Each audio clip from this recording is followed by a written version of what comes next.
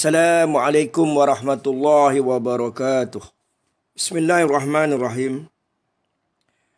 Waslu alaihim naba abnai Adam bilhaq iz qarraba qurbanan fataqabbala min ahadihima walam yutaqabbal minal akhir. Qala la'aqtulannaka qala innama yataqabbalullahu minal muttaqin. Bismillahirrahmanirrahim. Rabbi israh li sadri wa yassir li amri wa hlul 'uqdatam min lisani yafqahu qawli. La haula wala quwwata illa billahil aliyyil azim. La haula wala quwwata illa billahil aliyyil azim. La haula wala quwwata illa billahil aliyyil azim. Amma ba'd. Alhamdulillah, saudara-saudari, para penonton, para pendengar yang dirahmati Allah sekalian. InsyaAllah, moga-moga pada pagi ini kita diberi kesihatan dan kita sangat-sangat mensyukuri nikmat iman dan Islam yang dianugerahkan kepada kita. Moga-moga berkekalanlah nikmat iman dan Islam sehingga ke akhir hayat kita, insya-Allah. InsyaAllah pada pagi ini, sebelum saya menyampaikan kuliah ini, saya bertawasul dengan guru mursyid saya, iaitu Abuya, selaku Mujaddid dan Fatah At-Tamimi. Mudah-mudahan kuliah saya ini diikhlaskan oleh Allah Subhanahu Wa Taala dan menjadi amal soleh saya, dan mudah-mudahan juga menjadi tebusan kepada dosa-dosa saya, insya-Allah. Mudah-mudahan tuan-puan yang mendengar kuliah saya ini mendapat hidayah, mendapat taufik, kerana masanya kebenaran akan zahir semakin hampir di bumi Malaysia yang bertuah ini, insya-Allah. Tajuk yang akan saya kongsikan pada pagi ini adalah Nabi SAW mendapat kuasa daulah di Madinah itu dengan cara diserah kuasa. Dan sejarah ini akan kembali berulang di bumi Malaysia ini, insya-Allah. Saudara-saudari, tuan-puan yang dirahmati Allah sekalian, Bai'ah Aqabah yang kedua yang berlaku pada 622 Masihi ialah perjanjian yang dilakukan oleh Nabi Muhammad sallallahu alaihi wasallam dengan 73 orang lelaki dan 2 orang wanita dari Yasrib. Perjanjian ini terjadi pada tahun ke-13 kenabian, yang mana sebagai maklumat ataupun pengetahuan kita juga bahawa Mus'ab bin Umair juga ikut berserta dengan penduduk Yasrib yang sudah terlebih dahulu masuk Islam. Menurut sumber-sumber Islam, seperti hadis bahawa Madinah ni mempunyai 2 buah puak yang berbeza, iaitu Aus dan Khazraj. Di samping 3 buah suku Yahudi, Bani Qainuqa, Bani Nadir dan juga Bani Quraizah. Suku Aus dan Khazraj ni menguasai kota Yasrib, tapi sering berbalah antara satu sama lain. Sering berperang sesama mereka. Dan mengikut sejarahnya bahawa kedua-dua puak ini mereka mengetahui akan wujudnya seorang Rasul di Mekah. Dan pengikut mereka ni sering diseksa oleh kaum Quraisy di Mekah. Lalu mereka ni buat keputusan nak jumpa dengan Rasul atau nak berjumpa dengan Nabi SAW untuk mengatasi masalah konflik di antara mereka. Perjanjian Aqabah yang pertama terjadi pada tahun ke-12 kenabian, 621 Masihi. Sedangkan perjanjian Aqabah yang kedua pada tahun ke-13 kenabian, itu 622 Masihi. Ini fakta lah yang saya nak ceritakan sebelum saya nak ceritakan perkembangan hasil daripada perjanjian Aqabah tersebut. Di antara isi perjanjian Aqabah yang kedua itu ialah bahawa golongan ataupun kaum Aus dan Khazraj ini berjanji untuk taat dan setia kepada Rasulullah, baik dalam keadaan senang ataupun dalam keadaan susah. Yang kedua, mereka berjanji untuk tetap berinfak, baik dalam keadaan lapang ataupun sempit. Yang ketiganya, berjanji untuk melakukan kebaikan dan mencegah kemungkaran. Yang keempat, berjanji untuk tetap teguh membela kebenaran kerana Allah Subhanahu wa taala tanpa rasa takut dicela. Yang kelima, berjanji untuk tetap membantu dan membela Rasulullah sebagaimana membela diri sendiri dan keluarga. Jadi intipatinya ialah penduduk Yathrib sendiri meminta agar Rasulullah hijrah ke negerinya. Jadi di sini dapatlah satu rumusan yang besar, yang sangat besar, yang kita orang zaman sekarang ni kena faham sungguh-sungguh apa dia yang tersirat. Bahawa Nabi SAW mendapat kuasa di Madinatul Munawwarah itu bukan dengan cara rampas kuasa, tapi diberi kuasa. Yang kedua, Nabi SAW mendapat kuasa negara itu bukan dengan masuk politik, tapi dengan cara dakwah dan tarbiyah. Dengan cara dakwah dan tarbiyah, akhirnya Nabi SAW mendapat kuasa daulah atau kuasa negara atau kuasa politik. Nampak tak cerdik tu Islam tu? Al-Islam ya'lu wa la yula alaih atau kama qala. Islam tu tinggi dan tidak ada lebih tinggi lagi daripada Islam. Maknanya Islam ni ada cara yang tersendiri, yang lain daripada yang bukan Islam. Dan disebut dalam sejarahnya bahawa sehinggalah Rasulullah SAW ini berhijrah ke Yathrib pada 12 Rabiul Awal, bertepatan dengan 22 September 622 Masihi. Pengikut agama Islam di Yathrib sudah pun melebihi 500 orang. Ini dia punya matan dia, intipati dia.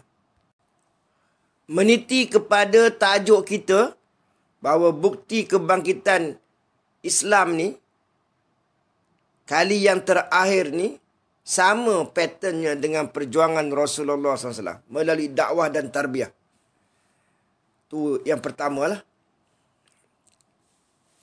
Kedua, kalau nak serah kuasa pada mana-mana jamaah, kumpulan parti, maka sudah tentu ukurannya yang pertama adalah soal kemampuan dan wibawa. Mana-mana negara, bila dah teruk, bila dah nazak, bila dah berdepan dengan masalah yang banyak, jadi bila nak serah kuasa, takkan serah pada individu. Serah pada jamaah lah, atau kumpulan, atau parti. Dan tentulah soal kemampuan dan wibawa menjadi penilaian atau ukuran yang pertama atau yang penting. Dalam konteks negara kita Malaysia ni tuan-tuan, cuba tuan-tuan tunjukkan parti politik yang boleh memerintah negara kita ni dengan penuh wibawa, mampu, bijak urus negara dengan solusi Islam yang maju ke depan dan bukan jumud. Saya rasa pada pandangan peribadi saya, kalau sehingga tahun 2022 ni, saya tak nampak lagi ada parti politik yang benar-benar berwibawa, yang benar-benar mampu, yang benar-benar boleh bijak urus negara dengan solusi Islam yang boleh menyelesaikan masalah negara, masalah rakyat untuk maju terus ke depan, meletakkan Malaysia ni di persada dunia. Saya tak nampak. Seterusnya yang keempat. Seterusnya, NGO mana, jamaah mana yang ada kemampuan di sudut keuangan, pandangan umum rakyat Malaysia, ada tenaga, ada ketokohan pemimpinnya, serta role model, contoh dalam jamaah mereka untuk urus negara, takbir negara. Jadi, takkanlah negara kita Malaysia yang kita sayang ni akan sebegini berterusan tanpa penyelesaian tuntas atau secara total. Yang kelima, siapa gamak-gamaknya tokoh kepimpinan Islam, Melayu Islam yang benar-benar akan membawa rakyat Malaysia ni di tempat mercu yang paling-paling tinggi di era atau masa kini. Siapa orangnya? Ada ke tak ada? Kerana itulah saya ulangi lagi kata-kata saya bahawa kefahaman perjalanan kebangkitan Islam di akhir zaman sangat-sangat diberi faham kepada Mujaddid yang sebenar, putra Bani Tamim, Fatah At-Tamimi. Dia yang mempunyai formula, idea, kefahaman, ilham untuk selesaikan masalah negara sebenarnya. Yang ketujuh, takkan persoalan urus negara, soal kepimpinan yang sebegitu besar nak diberikan kepada individu tanpa jamaah atau tanpa pertubuhan yang benar-benar hebat dan wibawa. Jadi kita nilaikan, sekarang Malaysia perlu kepada pembaharuan, perlu kepada tajdid untuk terus mara ke depan, untuk menjadi sebuah negara yang terbilang. Perlu kepada tokoh juga yang terbilang, yang berwibawa dan berkredibiliti. Seterusnya yang ke-8, takkan negara kita Malaysia yang kita sama-sama sayang ni akan diserah kepada orang yang tidak diyakini langsung, yang menurut perkiraan intelijen, yang mana kalau mereka tidak diyakini, tentulah akan menjahanamkan negara.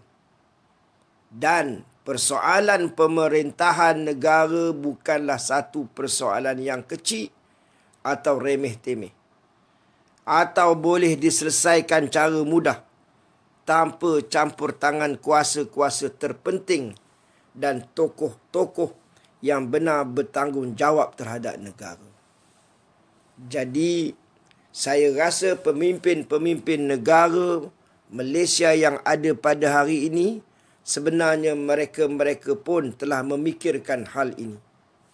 Bagaimana untuk mengatasi 1001 macam masalah, bahkan jutaan masalah, bagi mengubah landscape Malaysia ni, negara kita ini, yang mana tidak mustahil akan menjadi sebuah negara yang benar-benar maju dan berdaya saing dengan negara-negara lain, insya-Allah.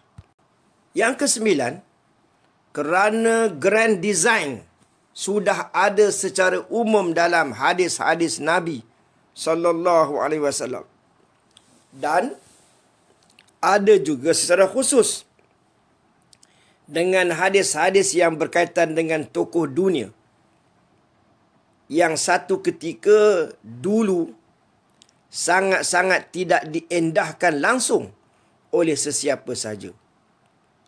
Apakah hadis tersebut? Iaitu hadis berkaitan dengan Imamul Mahdi dan Fatah At-Tamimi.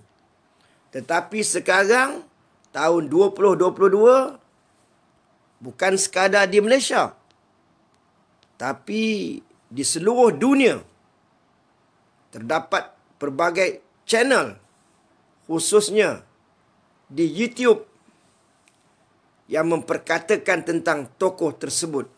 Siapa dia? Iaitu Fatah At-Tamimi atau Syuaib bin Saleh dan juga Imamul Mahdi. Jadi ini, saat lagi saya akan sebutkan hadis yang berkaitan, insya-Allah. Yang ke-10, ketakutan orang-orang politik dan orang-orang yang cinta dunia dan gilakan pangkat dan harta akan bertambah ketara boleh jadi. Tetapi kalau mereka ahli-ahli politik, pemimpin politik, orang-orang politik, mereka yakin dan sedar serta insaf, maka sebenarnya perubahan besar yang akan berlaku dalam negara kita Malaysia ini benar-benar untuk kebaikan mereka, masa depan mereka di akhirat, untuk syurga mereka. Jadi, orang yang diberi hidayah, pemimpin yang diberi hidayah, ahli politik yang diberi hidayah dan taufik akan nampak semua ini dan bersedia untuk membuat perubahan diri dan sikap, insya-Allah, secara menyeluruh dan tidak mengecualikan kita sendiri, diri kita ni, insya-Allah. Saudara-saudari, tuan-tuan yang dirahmati Allah sekalian, yang ke-11, Tuhan tidak akan biarkan Malaysia ini dalam keadaan bermasalah beratus-ratus tahun, kerana Malaysia ini sudah selalu saya katakan ia adalah bumi yang dijanjikan. Masa yang akan menentukan dengan kuasa Allah Subhanahu Wa Taala yang sangat maha, segala-galanya maha mutlak, maka Malaysia akan jadi syurga dunia tidak lama lagi. Adapun kepada golongan yang belum meyakini atau tidak mempercayainya, harap bersabar, ia akan menjadi realiti insya-Allah. Maka tugasan kepimpinan tinggi negara, agamawan yang cintakan Allah dan Rasul, semua cerdik pandai, mulai saat ini kena mula mengkaji apa yang saya sebutkan, yang saya syorkan ini dengan penuh serius dan tekun. Kajilah, bacalah kitab-kitab yang menyebut akan hadis-hadis berkaitan Fatah At-Tamimi dan kaitkan dengan negara sebelah timur, khususnya negara kita Malaysia. Ajaklah orang yang faham, yang pakar di bidangnya untuk dibincangkan. Jangan buat rumusan sendiri, guna akal sendiri tanpa kehadiran ahlinya. InsyaAllah akan nampak kebenaran dan akan terungkai semua masalah yang dihadapi selama ini. Jadi inilah di antara wasiat amanah saya kepada kepimpinan tertinggi negara Malaysia yang bertuah ini. Sebelum boleh jadi saya meninggal dunia, saya mati kalau umur saya tak panjang. Tapi demi untuk menebus dosa-dosa yang lalu, dosa-dosa yang silam, demi untuk membela kebenaran yang sebenar-benar adalah sebuah kebenaran, maka saya mengharapkan kepada kepimpinan peringkat tertinggi di Malaysia untuk membetulkan keadaan yang telah lama difitnah, dituduh yang bukan-bukan. Jadi insya-Allah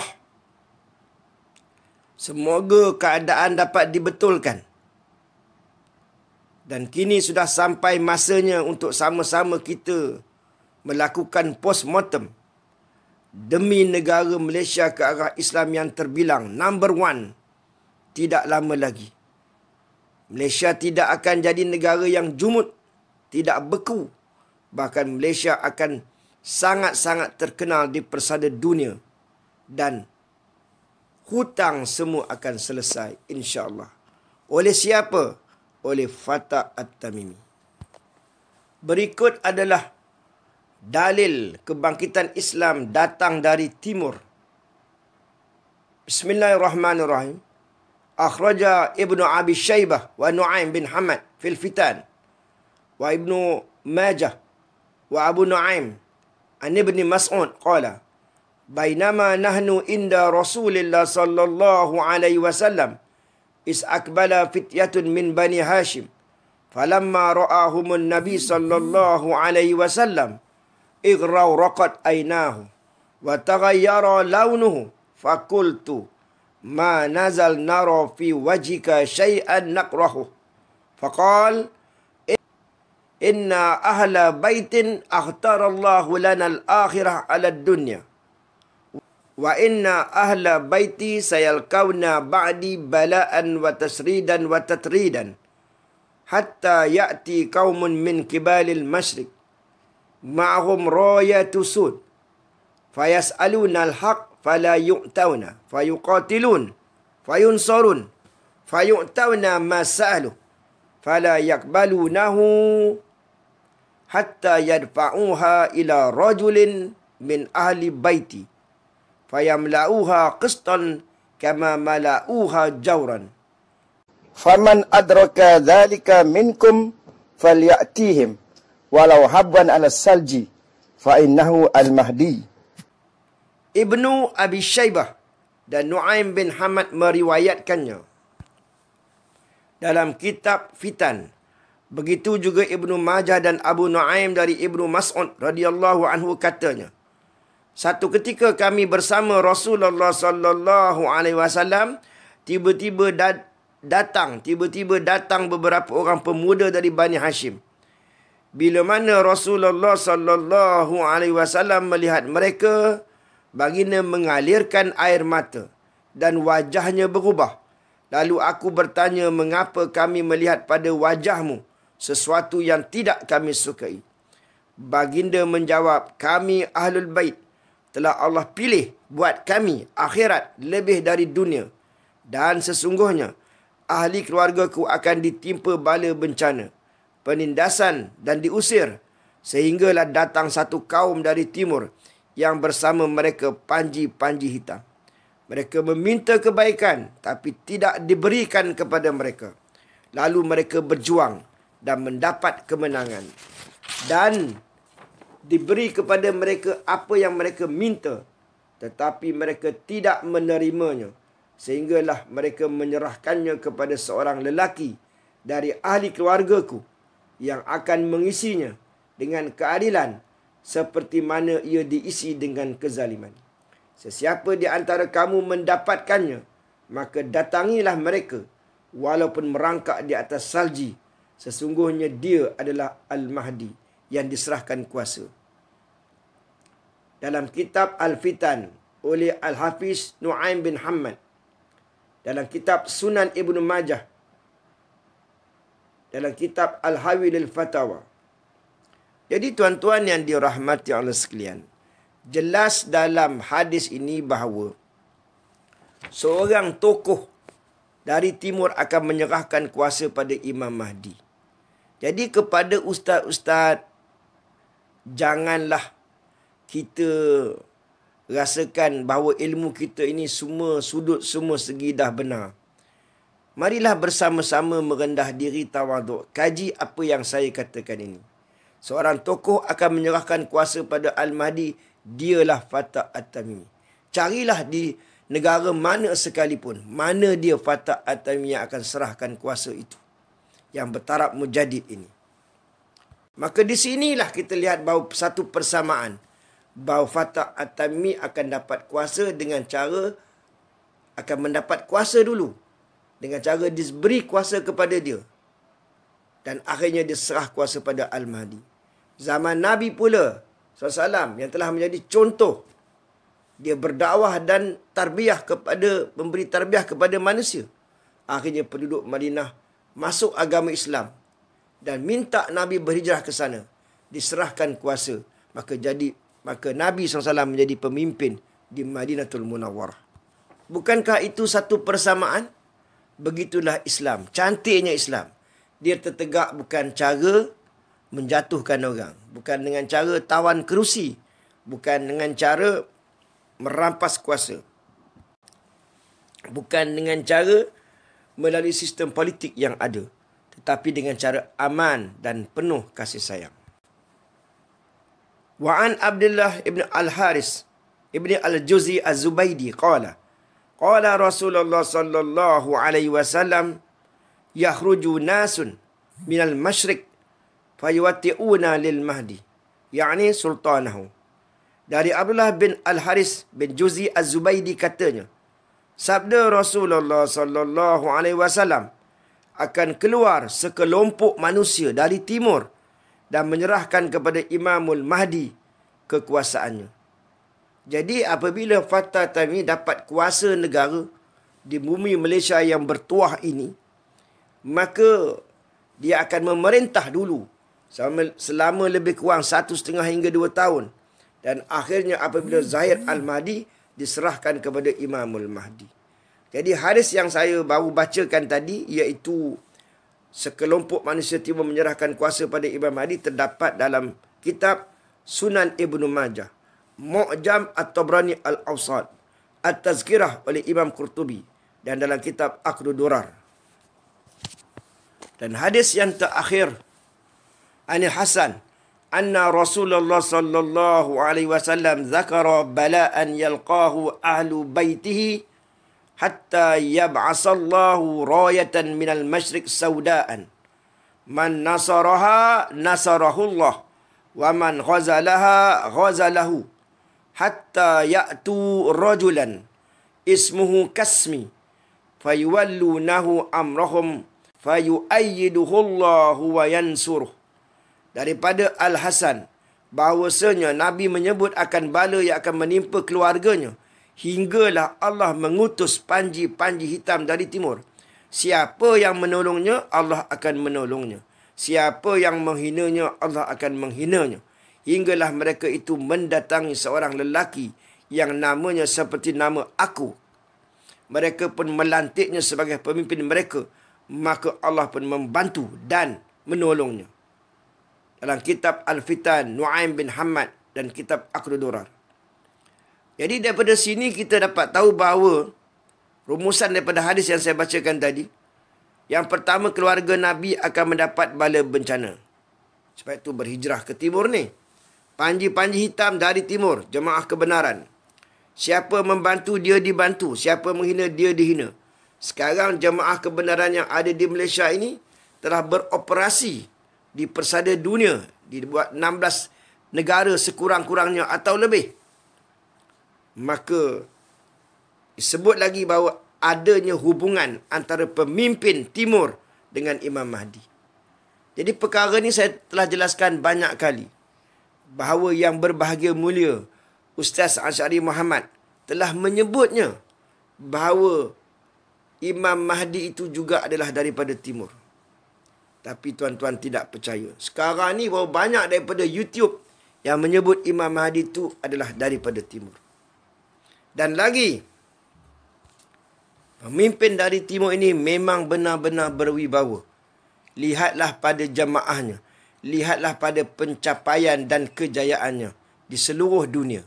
Tapi yang tidak mendapat hidayah, yang tidak mendapat petunjuk, malang 1000 kali malang, malang 1,000,000 malang, mereka masih tidak meyakininya.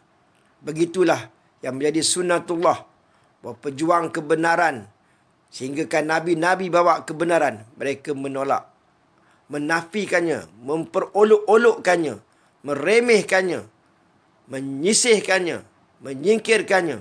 Tetapi bila kebenaran itu sudah muncul, barulah mereka menyesal, menangis yang tidak dapat lagi digambarkan.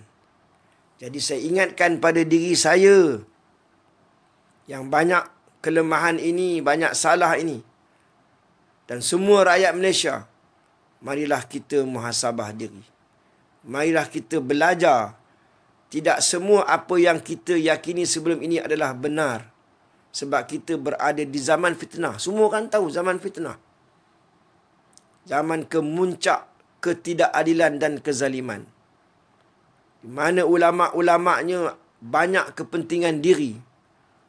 Maka kita hendaklah merujuk. Kita hendaklah merujuk kepada ulama' yang ikhlas. Yang mempertahankan agama. Kerana cintakan Allah. Kerana cintakan Nabi SAW. Jadi mudah-mudahan kuliah saya yang kali ini dapat mengajak tuan-puan dan meyakini hati tuan-puan bahawa sebenarnya kebangkitan Islam di akhir zaman ini adalah dengan cara mula-mula diberi kuasa. Satu negara diberi kuasa. Kemudian baru diberi kuasa pada Imam Mahdi. Itu hadis Nabi. Jadi ulama-ulama Mu'tabar telah mengeluarkannya dalam kitab-kitab mereka. Jadi ampun maaf daripada saya, sudah sekian kali, banyak kali saya menyebutkan ini berulang-ulang. Mudah-mudahan saya telah menjalankan kewajipan saya, tanggungjawab saya. InsyaAllah. Mudah-mudahan kita semua rakyat Malaysia, khususnya kepada kepimpinan negara, maka Allah tetap akan beri barakah dan rahmatnya, iaitu dengan diberi petunjuk, hidayah dan taufik, supaya akhirnya kembali kepada Islam yang sebenar. Sekian, ampun maaf daripada saya yang hina dina. Assalamualaikum warahmatullahi wabarakatuh.